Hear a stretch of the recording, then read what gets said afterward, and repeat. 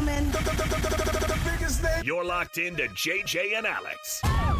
With the insight and analysis on the teams you can't live without. Presented by G2G Bars. This is 97.5, the KSL Sports Zone.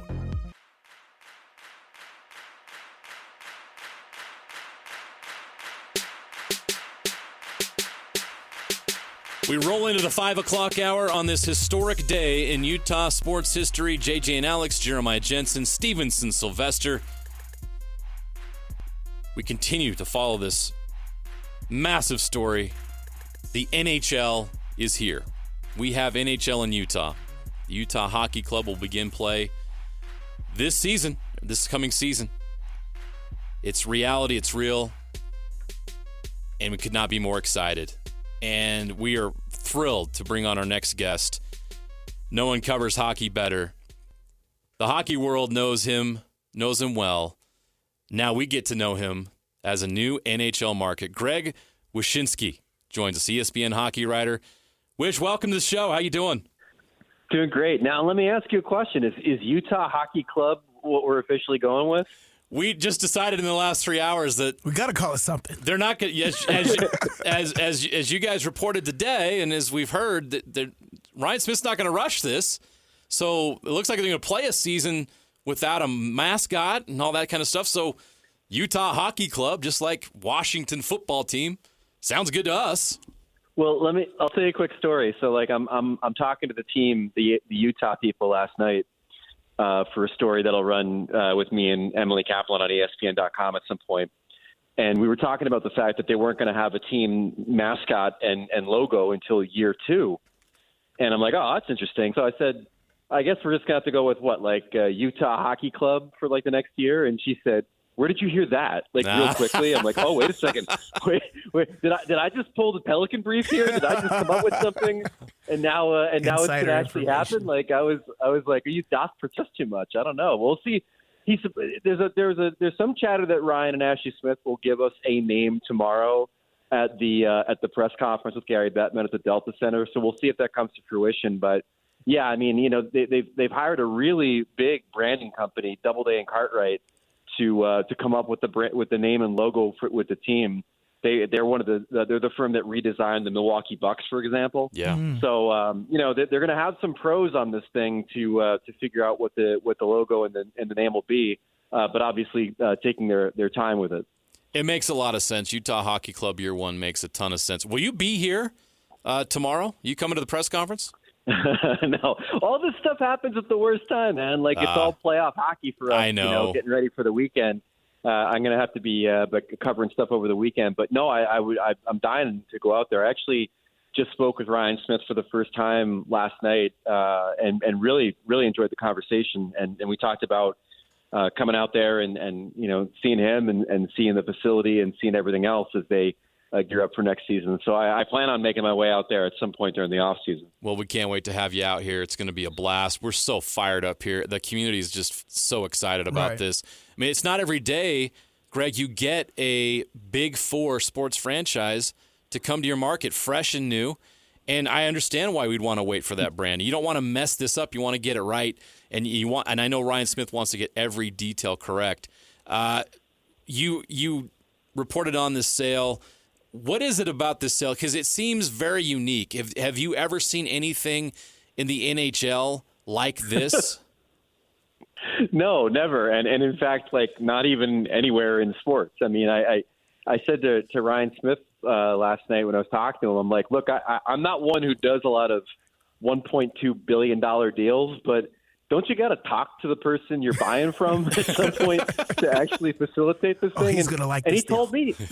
Yeah, he told me that when he bought the Jazz, I guess him and the former owner worked out the details themselves and took it to the NBA, which is how sometimes this thing works. In the case of the Coyotes relocating to Salt Lake City, it's the NHL that's run this whole show. And it does make sense. I mean, you got to keep in mind that the whole reason this is happening is because the NHL found the situation in Arizona to be untenable with not having an arena plan set, with having to play in Mullet Arena, the college hockey arena, until at least 2027. And so it's the league that is kind of instigating this whole thing. And so it makes sense that they're going to be the ones to try to, have Alex Morello, the Coyotes owner, sign off on his end, and then obviously take the deal to Ryan and Ashley Smith and have them sign off on their end. So it's an unusual setup, but given the circumstances of the relocation, it kind of makes sense that it's not, the Smith group and the Morello group at a table grinding this thing out on their own. Well, I'll say former Jazz owner Gail Miller seems a lot more friendly than Alex Morello, so I can understand why they did it this way. For a little bit of history and background, maybe not too far history, but can you explain how this came to fruition? Did the NHL come to Ryan Smith with the idea, or did Ryan Smith go to them with the idea? How did this specific transaction get set into motion here in the last 6 months? Yeah, the NHL came to him basically and laid out, had to make sure that the timeline was going to work for something to happen. The instigator to this whole thing was the Coyotes. Like I said, it's the fact that they had a vote last spring, on an arena plan that they were convinced was going to pass to build an arena in Tempe. And then the voters rejected it, a lot of them because they didn't trust the fact that this thing would be that this thing wasn't going to cost them money as taxpayers. There wasn't a lot of trust with the Morello group after everything that happened in Glendale. Once that happened, the NHL really had to start thinking about other options. The Coyotes came back with another arena plan. It requires them to win an auction this summer, shovels in the ground 2025. Who knows when this arena would even open? And it just became a situation where it was unfair to the players and unfair, frankly, to hockey-related revenue for the league to have this team festering in a college hockey arena for that long. So, all of that kind of was the reason the NHL started considering its options. The best option for a quick relocation was going to be Salt Lake City. They knew that Ryan Smith wanted a team. He wanted an expansion team, but they came to him and said, would relocation work? And everything moved real quickly. I mean, this whole thing kind of came together within like a 2 or 3 month span. It's pretty remarkable. Man, that is awesome. What has been the word, around the league about, coming to Salt Lake City, this being a destination for teams from the other conference, Eastern Conference, Western Conference? What's been the words about, coming to Salt Lake City? Well, I think there's an information gap insofar as what people know about the growth of the market. Mm-hmm. I've had to do my research myself into learning more about the economic boom that's happening there, the population boom that's happening there, and really understanding what the NHL saw in this market to want to bring a team there besides, it being into winter sports. That's kind of like what we knew about Salt Lake before we really kind of did our research. I think the reaction's been interesting. I think the reaction on the one hand is that people are intrigued by Salt Lake getting a team and what that means for, a new arena there, what that means for Olympic participation and all that stuff. And I think for the most part, though, it's a reaction to the Coyotes saga finally ending. I mean, there's been a lot of people that have followed this for a very long time. There's a lot of people, especially in Canada, who think it's an absolute joke that the Coyotes have been able to fester there for as long as they have. And so to see this situation finally come to its logical conclusion, I think has been a huge relief for a lot of hockey fans. But then also, it's difficult to watch fans say goodbye to a team that they really loved, as we saw at Mullet Arena last night, where there was tears flowing and a lot of tears. I was seeing that. I'm like, what? Are you crying? Yeah, dude. I mean, like, you got to remember that this is not only it's a fan base that's passionate. There's just not a lot of them. You know what I mean? And there's a lot of Coyotes fans that have been kind of following this saga for over a decade now, where the team's almost moving to Hamilton, the team's almost moving to Seattle, the team is moving from one place in Arizona to the other, and living and dying with all this hanging over their heads. And then finally, the plug gets pulled on them, and that's sort of the flow of emotions that happens last night. I will say the most embarrassing thing that happened last night was you had people openly weeping about their hockey team being taken from them, and the speakers in the arena are playing James Brown's "I Feel Good." Oh my gosh! It's just like the single worst. And then they followed "I Feel Good" with Mambo Number 5. And I'm saying to myself, read the room, man. They should be playing like Sam didn't say a nothing funeral about that. dirge or the Smiths or something last night. I don't know. It was really an odd feeling. Well, the fan. I mean, these players and these coaches, everybody on the staff deserves better, and I think they're going to get better here with Ryan. I want to revisit the branding and the mascot, all that stuff, real quick. You shared on Twitter earlier today that there's been some patents filed. Maybe was it on Tuesday? Some of the names that I don't know. We don't know, but you said there was some things. What are some of those names, and what do you know about that? So there's a guy named Clark Rasmussen who runs a website called DetroitHockey.net, I think is what it is. You can find the link on my Twitter and follow it there. But this guy is famous for following the U.S. patent and trademark filings around pro sports teams. He's the first guy to figure out the Vegas team was going to be called the Golden Knights. He was on the Kraken before the Kraken were named. So this guy knows how to suss this thing out. He's not sure if this is in fact the Utah team that's filing this stuff, but the timing of it was very curious. And some of the names that they filed are maybe names that we're going to hear tomorrow, including Utah Hockey Club and Utah HC. But some of the other nicknames were the Utah Venom, Utah Blizzard, I believe it was one of them. And so there's some names that are out there, but ultimately, like I said, they've hired this branding firm to figure out what they want to call the team. I don't know if the points that this guy found are related to the Utah franchise or not, but it's always fun to, dig in and speculate. The only thing we know for sure is that it's Utah and not Salt Lake City. Like, that's the only thing we know for certain about this team, is that it's not going to be the Salt Lake City whatevers.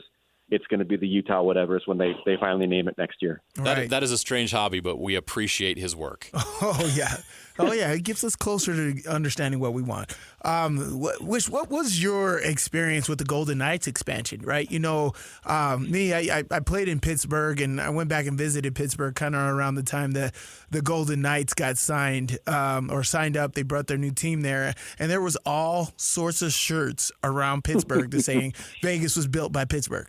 Right, they got all the Pittsburgh players and this and that. So, what would Utah need to do? I mean, not as far as the players, but like what successes did the Golden Knights have with their expansion team that Utah should do?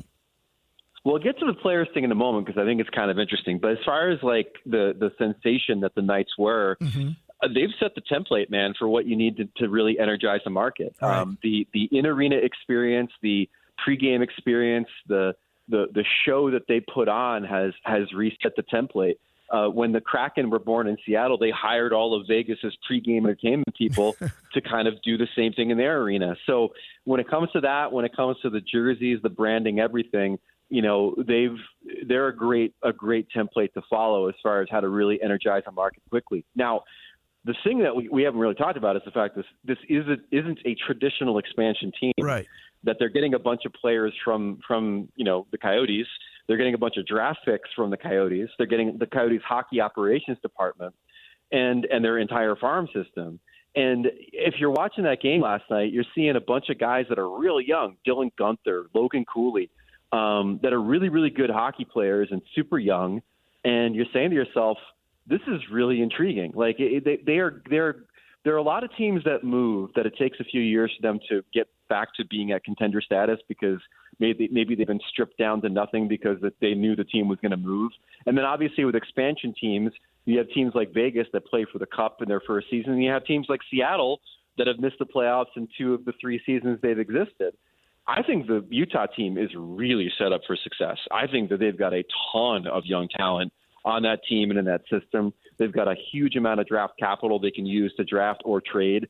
And I think that this is a team that, quite frankly, has just been waiting years for someone to, spend to the cap. And I don't know if Ryan Smith and Ashley Smith are going to do it this summer, but they're going to do it soon. And I'm telling you, man, like as much as an expansion draft could populate your team and make you good, they are really set up with what they're getting from what Arizona had started to build there. With all that said, with a really nice young roster, picks, all that, should Ryan Smith and the Utah Hockey Club keep GM Bill Armstrong and head coach Andre Tourigny? Yeah, I think so. At least through this first season. There's going to be so much turnover and so much chaos surrounding this roster that it's probably good to keep the coach in place. They know him, they like him, and he's done a pretty good job with them too. It's funny that this team might have actually been a playoff team this year were it not for their season completely falling apart when the reports about them relocating to Salt Lake City came out. When as soon as that happened, they went into a huge losing streak. And then Bill Armstrong's an interesting guy. You know, his bread and butter is actually building through the draft. It's one of the reasons why people are really excited to see them have as many draft picks as they have on hand right now. But he's also someone whose hands have been tied as far as being able to go and recruit free agents to come to the Coyotes on contracts that don't last longer than 1 year. Everyone knew what was up with this team, that it could relocate, that there wasn't an arena, that if you came there, you'd have to play in front of 5,000 fans a night. Now he's got an owner with deep pockets.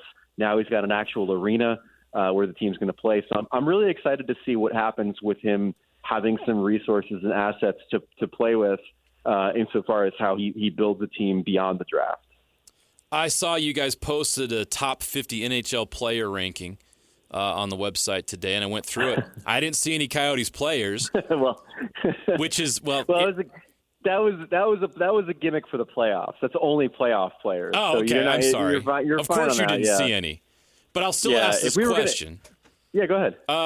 Is there a top 50 guy? Would you say there is a top 50 guy on the team if you included all the players? And if not, are there any of those players that could be available this offseason via free agency or maybe a trade based on what you're hearing with the team that maybe has too much payroll or otherwise? Well, there's definitely going to be players available that are of pretty good renown. I mean, there's a guy named Sam Reinhart, for example, with the Florida Panthers, who had over 50 goals this season. He's going to be an unrestricted free agent. Steven Stamkos, a star player with the Tampa Bay Lightning. There's no telling what's going to happen with him and that team after the season. They haven't talked about a new deal all year. But I mean, as far as what's on the roster already, Clayton Keller is a great young player, a star for that team, somebody who's on a long-term contract and somebody who I think would be a much bigger name if he had been playing in a different market for the last few seasons. And then, a guy who really came into his own this year was their goalie, Connor Ingram, who has a really great story. He's got a kind of a personal journey overcoming OCD and depression and stuff to really get his life in order. And he was an outstanding goalie for them this year. And, as everybody knows in hockey, I mean, the goaltending position is the difference between winning and losing on a lot of nights. And if you've got a good goaltender like him, then you're doing pretty well for yourself. And he signed, I think, for the next couple of seasons. So those are two pieces that are already in place. They're going to play in the Central Division in the Western Conference, which is just loaded with great teams. For fans here who are not familiar with the competitive nature of that division, just how good is that division and how challenging will it be for this team to be able to compete right out of the gate in that division? Yeah, it's a tough division, man. I mean, the three teams that finished in the top three in that division, the Dallas Stars, the Colorado Avalanche, and the Winnipeg Jets, are all great in their own right. Dallas is the favorite in the conference to advance to play for the Cup right now. If you check the sports books, the Avalanche led the league in scoring. The Jets were one of the top defensive teams and have one of the arguably the best goalie in the world, and Connor Hellebuck on their roster. And then, you got the Minnesota Wild that are kind of okay. I mean, like they lost their way a little bit this season, and the St. Louis Blues, the same story. And then you got the Blackhawks who, had to strip their team down to the rivets in order to win the draft lottery and draft this kid Connor Bedard last year. But Connor Bedard looks like he's going to be the next generational talent in this league. So they're going to be on their way back up too. So it's a really competitive division with a lot of really good players and solid teams. So it won't be easy coming into the Central. So the Blackhawks did a Wembanyama to get their guy. This is an NBA market, Wish. Bear with us. No, but that's exactly right. That's exactly right. And the NHL is infamous for teams being willing to do that. The issue is that if you strip your team down to nothing and try to tank, and San Jose, the Sharks were the team that did it this year the most, you still only have like a 25% chance of winning the first overall pick. So it's still risky, but in the NHL, you guys will learn pretty quickly. The teams that do have elite talent are the ones that thrive, and the usually the only way to acquire that elite talent when it's in their prime is through the draft. Well, let's talk about that. What are, for us non-hockey guys, we are NBA market. We're trying to adjust to this, and I'm sure the Salt Lake community is going to absolutely dive headfirst into this hockey atmosphere. What are some important key hockey dates to look out for, like the draft, All-Star Weekend, free agency, stuff like that? Yeah, you guys are hopping on board at a very interesting time. So the draft is in June. Mm-hmm. It's at the end of June, and actually, it's kind of cool. This year, the draft is going to be held at the Sphere in Las Vegas. Oh, nice. Yeah, which is kind of incredible. So the NHL draft is a fun time insofar as like learning who your team's going to have on the come up. But there's a large learning curve for hockey fans. It's a lot of NCAA players, junior Canadian players, and then players from all over the world that you've never heard of before. So you got to rely on the draft experts to kind of tell you what's going on. It's not as easy as the NFL or the NBA. Right. All-Star game is usually in January or February, but next year is going to be kind of a funky one for the NHL. So there is actually a special in-season tournament next year called the Four Nations Cup, I believe it is, where it's going to be NHL players from the U.S., Canada, Finland, and Sweden all playing each other as a kind of an appetizer for the 2026 Olympics, which is the first Olympics that the NHL is going to be going to since they went to Sochi in I think it was 2014. So it's a really cool time to get into the league because you have all this like international hockey stuff cooking for the next 2 years. Awesome. And then obviously, look, I mean, the playoffs start this weekend for those fans that want to check it out. And for my money, albeit biased, the Stanley Cup playoffs are the best tournament in pro sports, and especially the first round when you've got all 16 teams in action and it gets real chaotic. And it's not one of these deals where like the one seeds always make it through. In fact, the Rangers won the President's Trophy this year, which is what the team with the best record in the league wins. And I think there's been 37 teams that finished with the league's best record, and only 11 of them actually advanced to play for the Stanley Cup, and only 7 of those 37 actually won the Cup. Jeez. So being the best doesn't mean you're always going to end up as the best. It's just surreal to me that a year from now we could have the Stanley Cup playoffs in Utah. People here are so fired up. Wish, I cannot thank you enough for your time today on a busy day to share all your knowledge with our fans here. People are excited about this. They're excited for coverage, and they're going to be watching your coverage. Tell people here how they can find you and all your coverage of NHL hockey. Yeah, head over to ESPN.com. That's where all my writing is, and keep an eye out for a big, long story that me and my colleague Emily Kaplan are doing about how this whole deal was pulled off. And then I got a podcast called The Drop that's also on YouTube with my co-host Arda Ocal. And it is a fun and irreverent look at hockey with lots of ranting and raving about things as people, like to do. There you go. And at Wyshynski on Twitter. Wish, thanks so much. We appreciate you, and can't wait for you to come to town and meet you in person. But thanks so much for jumping on here and guiding us through this incredible day. Anytime. Congrats, everybody. That's Greg Wyshynski, ESPN hockey writer, breaking it down and explaining to us a lot of these things that we're going to get a chance to dive into and learn about this team and what the future is. It's just incredible. We are now an NHL market, and we'll have an NHL team playing real hockey games in the NHL in October. Crazy. Absolutely insane. I'm so excited. One, because I'm a big hockey fan. I tell the story all the time. I literally lived right across the street from Consol Energy Center where the Pittsburgh Penguins played in Pittsburgh. And going to those games, I'm like, oh, this is awesome. Yeah. And so I can't wait for that to be here at Delta Center soon. It was brought to you by G2G Bars. With all natural ingredients, no preservatives, and plenty of protein, G2G Bars are perfect for anyone who needs a tasty and nutritious boost. Also, call Trajan Wealth today, your local financial fiduciary, 801-899-7600, or visit their website at TrajanWealth.com. Coming up next, Jay Stevens, our own Jay Stevens, KSLSports.com, and the Puck Report. We'll get his reaction to the news today. That's coming up next. JJ and Alex, 97.5, the KSL Sports Zone.